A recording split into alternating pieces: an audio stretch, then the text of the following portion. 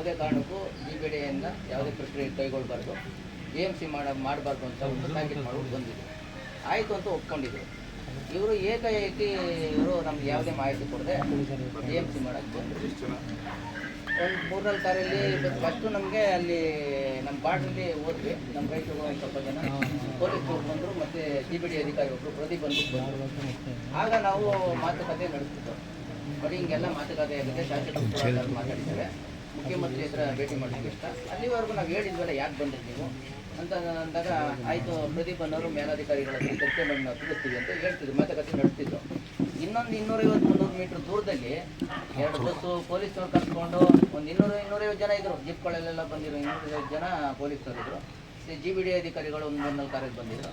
ಕರ್ಕೊಂಡು ಕಳೆದಾರಿಲಿ AMC ಮಾಡೋಕ್ಕೆ ಹೊರಟಿದ್ರು. ಆಗ ನಾವೆಲ್ಲ ಒಂದು 300-400 ಜನ ರೈತರಿದ್ವಿ. ಆಗ ಕಂಡುಕೊಂಡು ಎಲ್ಲ ಓಡಿ ನೋಡಿ ಬರ್ತಾರೆ, ಸರ್ವೆ ಮಾಡೋಕ್ಕೆ ಹೋಗ್ತಾ ಇದ್ದೀನಿ ಅಂತ ಹೇಳಿ ಇಲ್ಲಿ ನಾವು ಮಾತುಕತೆ ನಡೆಸ್ತಾ ಇದ್ದೀವಿ. ಅಲ್ಲಿ ಅವರು AMC ಮಾಡೋಕ್ಕೆ ಹೋಗಿದ್ರು. ಆಗ ನಮ್ಮ ರೈತ ಮಹಿಳೆಯರೆಲ್ಲ ಪರಕೆ ಹಿಡ್ಕೊಂಡು ಕೂತಿದ್ರು, ಔಷಧಿ ಬಟ್ಲೆಲ್ಲ ಹಿಡ್ಕೊಂಡು. ಆಗ ರೋಸದಿಂದ ಒಂದು ಸ್ವಲ್ಪ ಉದ್ವಿಗ್ನ ಪರಿಸ್ಥಿತಿ ಉಂಟಾಯ್ತದೆ. ತಳ್ಳು ನುಗ್ಗಾಟ ಪೊಲೀಸರು ಮತ್ತು GBD ಎಲ್ಲ ತಳ್ಳು ನುಗ್ಗಾಟ ಆಯಿತು. ಹೌದೌದು, ಇಲ್ಲ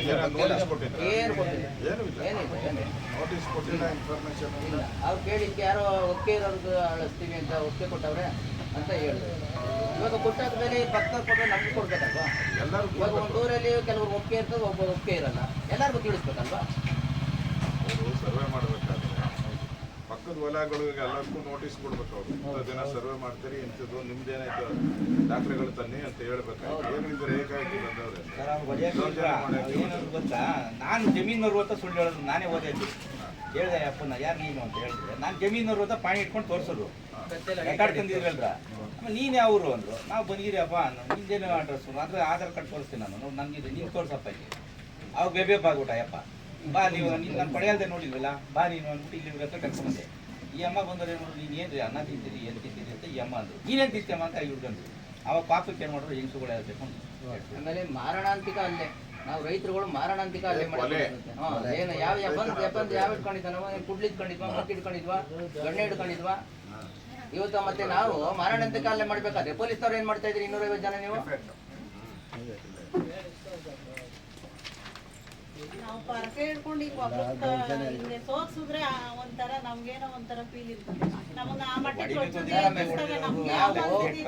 ನಾವು ಪೊಲೀಸ್ನವ್ರನ್ನ ಮೊದಲು ಕಳ್ಸಿ ಅವ್ರನ್ನ ನಾವೆಲ್ಲ ರೊಚ್ಚಿದ್ಬಿಟ್ಟವ್ರ ಮಹಿಳೆಯರು ಹೊಡೆದಾಕ್ ಬಿಡ್ತಾರೆ. ನಾನು ಖುದ್ದಾಗಿ ಹೇಳಿದ್ದೀನಿ, ಆಮೇಲೆ ಅವ್ರಿಗೆ ಹೇಳಿದ್ದೀನಿ ನೀವು ಹೊರಡಿ ನೀವು ಮೊದಲು ಅಂತ. ನಾವು ನಿಂತ್ಕೊಂಡು ಅವ್ರನ್ನ ಕಳಿಸೋ ಪ್ರಯತ್ನ ಮಾಡಿದೀವಿ, ಆದ್ರೂ ನಮ್ಮ ಮೇಲೆ ಕೇಸ್ ಹಾಕವ್ರೆ. ಪೊಲೀಸರು ಕಾಲು ಹಿಡ್ಕೋತೀವಿ ಸರ್, ಕಾಲು ಹಿಡ್ಕೋತೀವಿ. ಇದೊಂದು ಟೈಮ್ ಇದು ಮಾಡಿ ನಮ್ ಕನ್ವಿನ್ಸ್ ಮಾಡಿ ನಾವು CM ಜೊತೆ ಮಾತಾಡೋವರೆಗೂ ಬಿಟ್ಬಿಡಿ ಸರ್, ನಿಮ್ ಕಾಲು ಮುಗಿತೀವಿ ಅಂದ್ರೂ ಅವ್ರಿಗೆ ನಾವೇನು ಏನೋ ಒಂಥರ ಏನ್ ಅಧಿಕಾರ ನಮ್ಮ ಕೈಲದೆ. ನೀವು ರೈತರು ಹೇಳೋದು ಒಂಚೂರು ಅವ್ರ ಕಿವಿಗೆ ಏನೂ ಇಲ್ಲ ಸರ್. ನಾವು ಕನ್ವಿನ್ಸ್ ಮಾಡ್ತಾ ಇದೀವಿ ಹೆಣ್ಮಕ್ಳು, ಸರ್ ಪ್ಲೀಸ್ ನಿಮ್ ಕಾಲು ಮುಗಿತೀವಿ, ನಮ್ಮ ಜೀವನ ಆದಿದ್ರಲ್ಲಿ ಒಂದು ಕ್ಲಾರಿಫೈ ಸಿಗೋವರೆಗೂ ದಯವಿಟ್ಟು ಸ್ಟಾಪ್ ಮಾಡಿ ಅಂದ್ರೆ ಬೇರೆ ಕಡೆಯಿಂದ ಕಳಿಸ್ಬಿಟ್ಟು ನಮಗೆ ಕನ್ವಿನ್ಸ್ ಮಾಡ್ಕೊಂಡು ಅಲ್ಲಿ ನಿಂತಿದ್ರು. ಆಮೇಲೆ ನಮ್ಗೆ ರೈತ ಮಹಿಳೆಯರಿಗೆ ಭಯನೂ ಬಂತು, ನಮ್ಗೆ ಅಭದ್ರತೆ ಕಾಡ್ತು ಸರ್. ಅವಾಗ ನಾವು ಏನ್ ಮಾಡ್ಬೇಕು ಅವಾಗ? ಅವರು ಇಲ್ಲಿ ಉದ್ದೇಶ ಪ್ರಚೋದನೆ ಫಸ್ಟ್ ಅವ್ರು ಮಾಡಿದ್ದು, ಅವ್ರದ್ದು ಉದ್ದೇಶ ಏನಂದ್ರೆ ಇಲ್ಲಿ ನಮ್ದು ಒಂದೇ ಕುಟುಂಬ ಇರೋದು, ಒಂದೇ ಕುಟುಂಬ 7 ಮನೆ ಇದ್ದೀವಿ. ಅಷ್ಟ್ಬಿಟ್ಟು ಇಲ್ಲಿ ಜನಸಂಖ್ಯೆ ಕಮ್ಮಿ, ನಾವು ಅಳತೆ ಮಾಡಕ್ ಹೋದ್ರೆ ತಡೆಯಕ್ಕೆ ಯಾರು ಬರಲ್ಲ. ಸರಿ, ಒಂದು 40 ಎಕರೆ ಜನ, ಅಣ್ತಂಗಿ 3 ಜನ 40 ಎಕರೆ ಇದೆ. ಎಲ್ಲ ಮಲ್ಟಿ ಕ್ರಾಪ್ ಬೆಳೆ ಸರ್. ಎಲ್ಲ ಮಲ್ಟಿ ಕ್ರಾಪ್ ಬೆಳೆ. ಅಡಿಕೆ ಇದೆ, ತೆಂಗಿದೆ, ಮಾವಿದೆ, ಸಪೋಟ ಇದೆ, ಹಲಸಿ ಇದೆ, ಮತ್ತೆ ನಾನಾ ತರ ಹಣ್ಣುಗಳು. ಏಲಕ್ಕಿನೂ ಬೆಳೆದಿದ್ದೀವಿ ಸರ್. ಏಲಕ್ಕಿ ನಮ್ಗೆ ಏನ್ ಬೇಕು ಹಣ್ಣುಗಳು, ಆರೆಂಜ್ ತವಿಂದ ಮೂಸಂಬಿ ಮತ್ತೆ ಡ್ರ್ಯಾಗನ್ ತವಿಂದ ವಿರೋಧಿಗಳು ಹೇಳ್ತಾರೆ ಗಂಡ ಹೆಂಡ್ರು ಬಂದು ದಿನ ಕೂತ್ಕೋತಾರ, ಅಲ್ಲಿ ಯಾವ ವ್ಯವಸಾಯ ಮಾಡ್ತಾರ್ರಿ ಅಂತ ಕೇಳ್ತಾನೆ. ಅಡಿಕೆ ಗಿಡ ವ್ಯವಸಾಯ ಮಾಡ್ತಾರೆ. ನಾನು ಇವತ್ತು ಬೆಳಗ್ಗೆ ನೀರು ಕಟ್ಬಿಟ್ಟೆ, ತೋಟಕ್ಕೆ ನೀರು ಕಟ್ಬಿಟ್ಟೆ ಬಂದಿದ್ದ. ಅದು ಕೇಸ್ ಹಾಕಿದ್ರು, ಆ ಕೇಸ್ನ ಇತ್ತಗೊಳಕ್ಕೆ ವಕಾಲತ್ತು ಇಟ್ಕೊಳಕ್ ಹೋಗಿದ್ದೆ. ರವಿಕೃಷ್ಣ ರೆಡ್ಡಿ ಮೇಲೆ ಆಗಿದ್ರು, ಅವರು ಬಂದಿದ್ರು. ಇಂಥ ಪರಿಸ್ಥಿತಿ, ನಾವಿಲ್ಲಿ ಕೆಲಸ ಮಾಡುವಾಗಿಲ್ಲ ತೋಟದ ಅಲ್ಲಿ ಕಳ್ಳರ ಕೈಯನ ಇಲ್ಲ ಇಲ್ಲಿ ಇದು ಮಾಡೋಣ, ಇಲ್ಲ ಮಕ್ಕಳ ಕಡೆ ಗಮನ ಕೊಡೋಣ, ವಯಸ್ಸಾದವ್ರ ಕಡೆ ಗಮನ ಕೊಡೋಣ. ಇವತ್ತು ಮಹಿಳೆಯರು ಬರ್ತಾರೆ, ಅಲ್ಲಿ ಕುತ್ಕೋತಾರೆ. 2 ಗಂಟೆ 3 ಗಂಟೆ ಆಯ್ತು ಅಂದ್ರೆ ಹಾಲು ಕರಿಯಕ್ಕೆ ಹೋಗ್ಬೇಕು. ಬೆಳಗ್ಗೆ ಎದ್ದು ಹಾಲು ಕರಿಬೇಕು, ಹುಲ್ ತರಬೇಕು, ಮೈ ತೊಳಿಬೇಕು. ಇವತ್ತು ಹೈನುಗಾರಿಕೆಯಿಂದಾನೇ ಜೀವನ ಮಾಡ್ತಾವ್ರೆ. ಇವರೆಲ್ಲ ಇರ್ಬೇಕು. ನಮ್ಗೆ ರಾತ್ರಿ ಯಾವ್ದು ಹಗ್ಲ ಯಾವ್ದು ಗೊತ್ತಾಯ್ತಾ ಇಲ್ಲ ಸರ್. ನಿದ್ದೆ ಅಂತೂ ಬರೋದೇ ಇಲ್ಲ. ಮನ್ಸಿಗ ಜಮೀನ್ ಕಿತ್ಕೋತಾರೆ ಅನ್ನೋದು ಬಂದ್ಬಿಟ್ರಂತೂ ಜಗ್ ಬಿದ್ದಂಗೆ ಎಚ್ಚರ ಆಯ್ತದೆ. ಅದ್ರಲ್ಲಿ ಪ್ರೋಸೆಸ್ ಆದ್ಮೇಲಂತೂ ನಮ್ಗೆ ನಿದ್ದೆ ಅನ್ನೋದೇ ಹೊರಟಾಗದ್ ನಮ್ಗೆ. ಈಗ ನೀವು ಜಮೀನೇನು ಕೊಡೋ ಪ್ರಶ್ನೆ ಸರ್, ಈ ಮಲ್ನಾಡು ಸೃಷ್ಟಿ ಮಾಡಿ ನಾನು ಹಗ್ಲು ರಾತ್ರಿ ಮನೆಗೆಟ್ಟ ಆಳ ನಮ್ಮ ತಲೆ ಓಡಿಸಿ ಇಲ್ಲಿ ಕೊಟ್ನು. ಇವತ್ತು ನಮ್ಮ ದೊಡ್ಡಪ್ಪರ ಮಗ ಅವರು 2 ಬೇರೆ ರೇಷ್ಮೆ 2 ಬೆಳೆ ಬೆಳಿತಾರೆ. ಒಂದೊಂದು ಬೆಳೆ 50,000 60,000 ಸಂಪಾದನೆ ಮಾಡ್ತಾರೆ. ಯಾವ ಇದ್ರೂ ಫ್ಯಾಕ್ಟ್ರಿಲಿ ಯಾವ ಇದರಲ್ಲಿ ಇಂಜಿನಿಯರ್ ಆಗಿ ಸಂಬಳ ತಗೋತಾನೆ ಸರ್.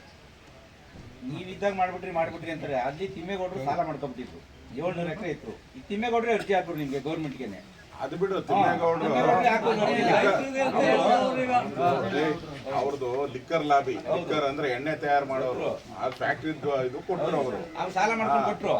ನಮ್ಗೆ ಹೇಳ್ತಾರೆ ಅದನ್ನ. ಅವಾಗ ಹೋರಾಟ ಮಾಡ್ತೀರಾ, ಏನ್ ಮಾಡ್ತಿದ್ರಿ? ಅವಾಗ ಹೋರಾಟ ಮಾಡ್ತೀರಾ, ನಮ್ದು ಇಲ್ದಿರಾ ನಾವು ಹೋಗಿ ಹೋರಾಟ ಅದು ಎಣ್ಣೆ ಒಂದದು. ಹೌದು, ನಾವು ಕೇಳೋದು ಇಷ್ಟೇ ಅವನೇನು ವ್ಯವಸಾಯ ಮಾಡ್ತಾ ಇದ್ದ, ಎಣ್ಣೆ ಮಾರಾಟ ಮಾಡ್ಕೊಂತ ಇದ್ದ. ಯಾವುದೇ ಸರ್ಕಾರ ಕೊಟ್ಟಿದೆ. ಇವತ್ತು ಅವತ್ತೇನ್ ಕೂತ್ಕೊಂಡ ಎಣ್ಣೆ ಮಾರೋನ್ ಪರವಾಗಿ ಕೂತ್ಕೊಂಡ. ಈಗ ರೈತರ ಪರವಾಗಿ ಕೂತ್ಕೊಬೇಕು, ಎಣ್ಣೆ ಮಾರೋನ್ ಪರವಾಗಿ ಕೂತ್ಕೊಬೇಕು. ನೆನ್ನೆ ಬಾಲಣ್ಣ ಹೇಳವ್ರೆ ನಾಟಕ ಮಂಡಳಿಯವರಂತೆ ಸರ್. ನಾವು ನಾಟಕ ಆಡಕ್ ಹೋಯ್ತೀವೋ ನಮ್ಮ ಇಲ್ಲಿ ನಾವೇನು ನೈಜ ಸ್ಥಿತಿನ ದಿನ ತೋರಿಸ್ತವ್ರೆ ಮೀಡಿಯಾದವರು. ಪಾಪ ಅವರು ಹಗಲು ರಾತ್ರಿ ಇಂದಿರ ನಮ್ಮ ಪರವಾಗಿ ನಿಂತವ್ರೆ. ಏನು ವಸ್ತು ಸ್ಥಿತಿ ಅದೋ ಡೈಲಿ ತೋರಿಸ್ತವ್ರೆ. ಅವ್ರಿಗೆ ಇನ್ಯಾವ ಮಟ್ಟಕ್ಕೆ ತೋರಿಸ್ಬೇಕು, ಬರ್ಲಿ ನೋಡ್ಲಿ ಅವ್ರ ನೈಜ ಸ್ಥಿತಿ ಏನದ್ ನಮ್ಮೂರಲ್ಲಿ ಅಂತ. ನಾವೇನು ಕಣ್ಣು ಬಟ್ಟೆ ಕಟ್ಬಿಟ್ಟು ತೋರಿಸ್ತಾ ಇದೀವ ಸರ್ ಅವ್ರಿಗೆ? ವ್ಯವಸಾಯ ಮಾಡ್ತೀರಾ, ನಾವು ಈ ಸೀಟ್ ಮನೆಗಳಲ್ಲಿ ನಮ್ದೇ ಆದ ಒಂದು ಪಾಡದೆ ಜೀವನ ಅದೇ ನಾವು ಮಾಡ್ತಾ ಇದೀವಿ. ನಾವೇನ್ ಕುಬೇರ ಕೋಟಿಗಟ್ಟಲೆ ಮಾಡಿಕೊಂಡು ಅಲ್ಲಿ ನಾಟಕ ಆಡಕ್ ನಮ್ಗೆ ಹುಚ್ಚ ಸರ್ ನಮ್ಗೆ. ನಾವು ಮಕ್ಕಳನ್ನ ದೂರ ಸೇರಿಸ್ಕೊಂಡು ಹಾಸ್ಟೆಲ್ ಓದಿಸ್ಕೊಂಡು ನಾವಿಲ್ಲಿ ಇಂಟೀರಿಯರ್ ಒಂದು ಬಸ್ ಇಲ್ಲ, ವ್ಯವಸ್ಥೆ ಎಲ್ಲ ಇದಿಲ್ಲ. ಹಿಂದೇನು